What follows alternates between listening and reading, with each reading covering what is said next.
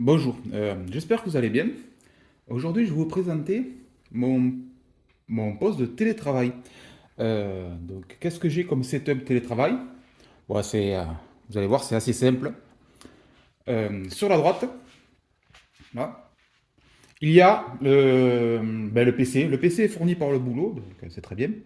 C'est un Dell Precision, un Dell laptop, avec un 8400H comme processeur, 16 Go de RAM et 240 Go de SSD.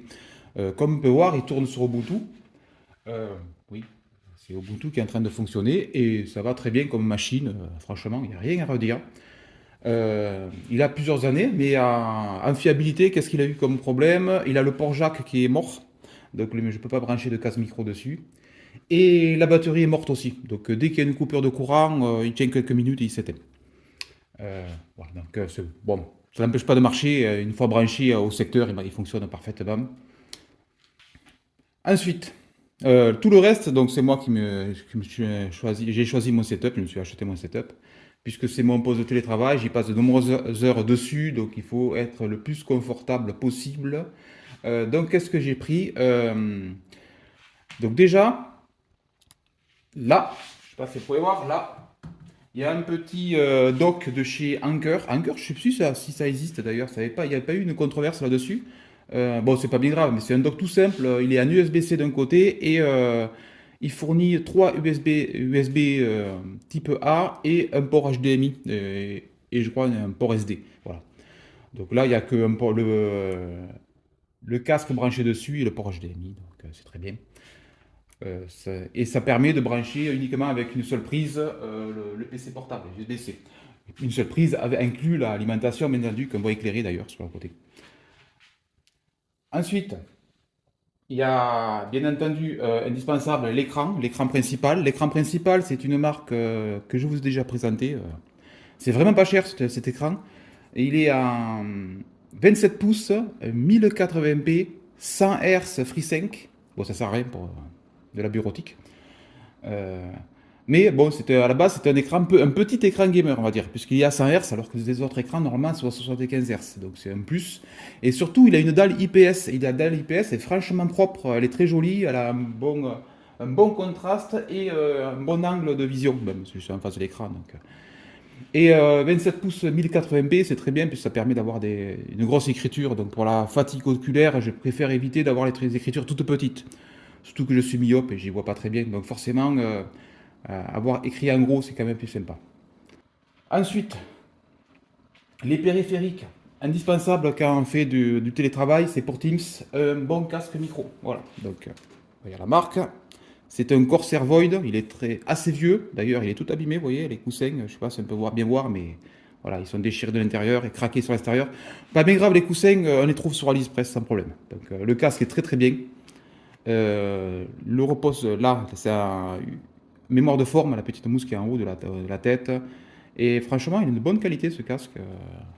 Et il est très confortable surtout. Voilà. C'est super pratique. Sur le côté, on a un bouton micro on-off. Quand il est enfoncé, il est off. Quand il est sorti, il est on. Et une petite molette pour la puissance de la audio. Donc franchement, nickel. Oui, parce que quand on fait du team, c'est pas besoin de cliquer sur le bouton mute. On peut directement cliquer sur le casque, c'est plus pratique. Là, on ne voit pas, je vous la débrancher. Hop, voilà. Oui, parce que le casque, il est jack. Et le casque, le jack, comme je vous dis, il est mort. Donc là, j'ai. Je sais pas si on voit avec le contraste. Oui, on voit. Oui. C'est une carte son Sound Blaster USB.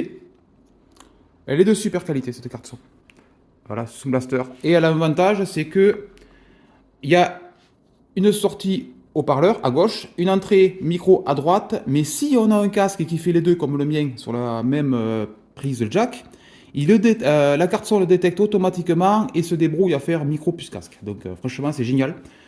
Et bien entendu 100% compatible Linux, je précise, parce que j'en ai une autre de carte son et qui marque celle du Corsair d'ailleurs, parce que le casque Corsair avait une carte son livrée USB avec, mais elle ne marche pas sous Linux. Donc c'est un peu bête. Alors que la Sound Blaster marche nickel sous Linux. Franchement, si vous voulez une bonne carte son sous Linux, prenez cette Sound Blaster. Bon, je brancherai tout à l'heure, c'est pas grave. Indispensable. La souris, ce n'est pas une souris, c'est un trackball. Tout abîmé d'ailleurs. Vous voyez, la texture de la caoutchouc est toute bouffée. Bon, il a de nombreuses années et c'est vraiment une bonne machine. Le trackball, j'y suis venu parce que j'ai des problèmes, ben, à force de faire de l'ordinateur, des problèmes de carnal carpien. Donc, le problème du trackball, c'est que c'est super pour le canal carpien, mais ça demande un temps énorme d'adaptation. Ne pensez pas passer du jour au lendemain d'une souris au trackball, vous n'y arriverez pas. Au début, j'avais la souris et le trackball à côté. Je faisais les grands gestes avec le trackball et les précisions avec la souris. Et au bout de mois environ, j'arrive à maîtriser la boule du trackball et maintenant je la maîtrise assez bien, même si je n'ai pas la précision d'une souris. Voilà. Si vous voulez vous débarrasser de votre souris parce qu'elle vous fait mal à la main, il y a l'alternative un peu plus rapide à prendre en main, c'est la souris verticale, genre la Vertical MX de chez Logitech. La souris, au lieu d'être horizontale, ben, elle est comme ça. Donc ça veut dire que le carpien est papillé à 45 degrés, voilà, il est papillé de côté, et il force moins, et ça abîme moins les mains. Et c'est plus rapide à s'adapter que cette espèce de truc avec une boule. Mais ça, c'est meilleur. Pourquoi? Parce que quand elle fait bouger que le pouce. Elle ne fait pas bouger le poignet pour la diriger. Donc, même si avec la MX verticale, le poignet, hop, il est comme ça, il est dans le bon sens, le carpien, on est obligé de faire quand même un mouvement de poignet ou de bras pour faire bouger la souris, même si elle est. Voilà. Alors que le trackball, on bouge rien. Voilà. Donc là, c'est top. Trackball, c'est indispensable en télétravail, je trouve, franchement. Pour pas jouer, je parle, faut pas jouer avec ce truc. Mais pour le télétravail, c'est top, mais il faut un gros temps d'adaptation. Je vous dis, au minimum un mois pour arriver à commencer à cliquer au bon endroit. Compliqué l'adaptation là-dessus. À côté, le clavier, ben, c'est pareil, c'est un Logitech Ergo K, je sais pas quoi, 840 ou 860 je crois. C'est un clavier ergonomique. Vous voyez, il est tout ondulé, il est tout tordu. Il est tout tordu parce qu'il est en forme pour avoir le kernel carpien droit. C'est pareil, il est incliné et tout pour que les mains soient jamais dans un angle bizarre. Faut pas que la main, voilà, faut que la main reste droite, faut pas que le fasse comme ça. Sinon, le canal carpien il force de travers et ben, ça nous fait mal aux mains au bout d'un moment. Donc là, c'est vraiment étudié pour avoir le plus de fluidité possible sur le canal carpien et la facilité possible. Les deux sont reliés en Bluetooth au PC. Oui. Et ils sont disponibles avec un dongle Unify de chez Logitech. A noter qu'ils ont un Unify chacun, mais on peut brancher jusqu'à 7 périphériques sur le dongle. Donc avec un seul dongle, on peut brancher 7 périphériques Logitech. 7, 6 ou 7, bref, je sais plus. Mais en tout cas, je crois que c'est 7. Mais avec 7 périphériques sur le même dongle, c'est vraiment pratique. Là, il est pour faciliter les branches en Bluetooth, je ne me suis pas embêté. La souris est à batterie. À l'avant, il y a un port micro USB pour la charger. Et le clavier est à pile, deux piles AAA. Donc je sais pas la durée de vie. Donc, pour l'instant, elles sont encore d'origine. Et on peut surélever l'avant. Hop, voilà, un cran là. Je sais pas si on voit. Je vais mettre comme ça. Je dois tenir le micro en même temps, c'est pas pratique. Donc un cran ou un autre plus grand. Voilà, avec un double cran. Voilà, comme ça. Là, il est très soleil. Et c'est à l'avant, je précise les pieds, c'est pas à l'arrière. Ça veut dire que là, ça soulève vraiment beaucoup. Bien sûr, c'est inutilisable comme ça, mais je pense que c'est conçu pour les claviers qui sont, vous savez, le assis debout. Et quand on est debout, je pense qu'il faut soulever comme ça. Bon, je suis assis, hop, je mets comme ça. Le repose poignet, je ne sais pas si vous voyez. Là, on voit bien. Il est fixe, il est dans le clavier, même si on a l'impression que le repose poignet n'est pas dans le clavier. Ici, il est dans le clavier.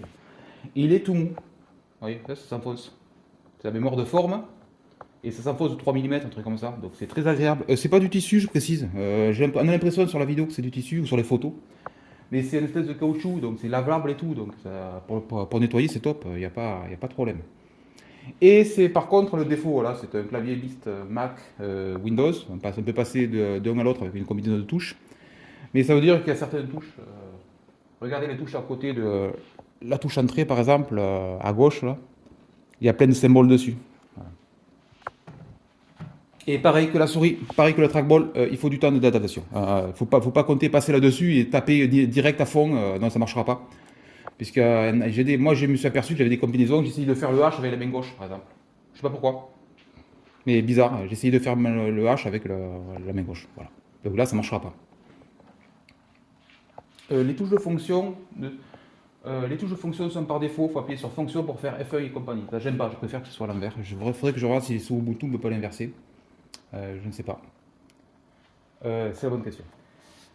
Et le dernier truc que j'ai mis comme remarque de suite. Ah non, j'en ai oublié un autre aussi. Bon, je vais faire voir tout à l'heure. Mais le tapis souris de chez Action, format XXL, il est vraiment top.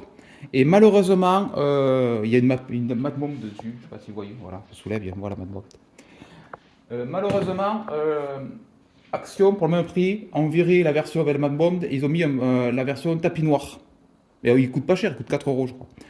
Et voilà, je trouve ça dommage parce que je le trouvais très beau avec la mat bombe. Et surtout qu'elle est très contrastée, grise, fond gris, couleur noire. Vous voyez, elle est vraiment. C'est pas flashy, je veux dire. Il y a une mat bombe, c'est juste décoratif et très joli. Donc c'est dommage qu'ils aient enlevé ça chez Action. Et le dernier truc qu'on ne voit pas, mais il est sous le PC. Je vous ai fait voir la vidéo précédente, en fait, je crois. C'est le support du PC. Ça le surélève légèrement pour qu'il soit à peu près à la même hauteur que l'écran de gauche. Et c'est très cheapos, ça coûte que dalle, ça coûte 3 euros, je crois, le petit dock pour brancher, mettre le support dessus, le PC dessus. Euh, il est branché, le PC, je vais pas l'enlever.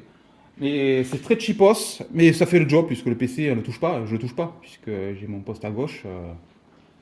Voilà, il sert que uniquement pour faire mettre une connerie dessus, mail, chat, voilà, truc de merde. Et c'est l'écran 27 pouces qui me fait mon écran principal.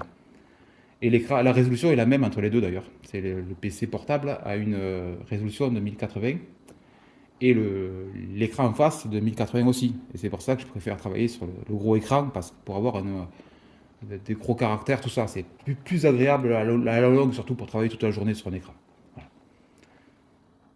Voilà. Donc j'ai fait le tour de mon setup télétravail. Dites-moi ce que vous en pensez. Et j'espère aussi que vous avez, si vous faites du télétravail, que vous avez un setup agréable à utiliser. Allez, je vous dis à bientôt.